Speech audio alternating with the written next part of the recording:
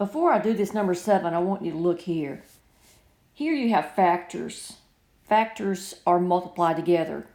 And if you wanted to get rid of your negative exponent, you would take the factor 3 to the negative 1, and you would move it to the opposite place it's in. It's in the numerator, so you'd move it to the bottom, and that would turn that into a positive 1. And then you would move this to the bottom, and that would turn it to positive 2, so you would have 1 over 3x squared.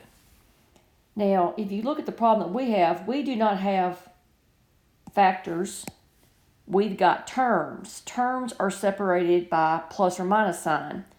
So you can't take that first term, 3 to the negative 1, and move it to the bottom. You can't take that whole thing and bring it down here.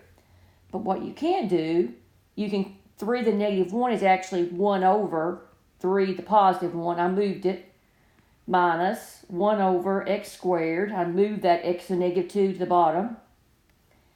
And then the 3 here in the denominator, that's positive, so leave it and move the y negative 2 to the bottom, plus 1 over x fifth. And now we have a complex fraction, and my LCD would be a 3, an x to the fifth, and a y squared. So you multiply every term in the top and every term in the bottom every term in the bottom by 3x to the fifth y squared.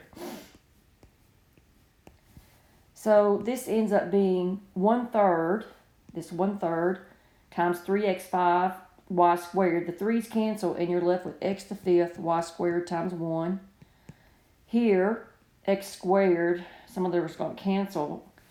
You'd be left with 3 of them, so you're going to be left with a 3, x cubed y squared.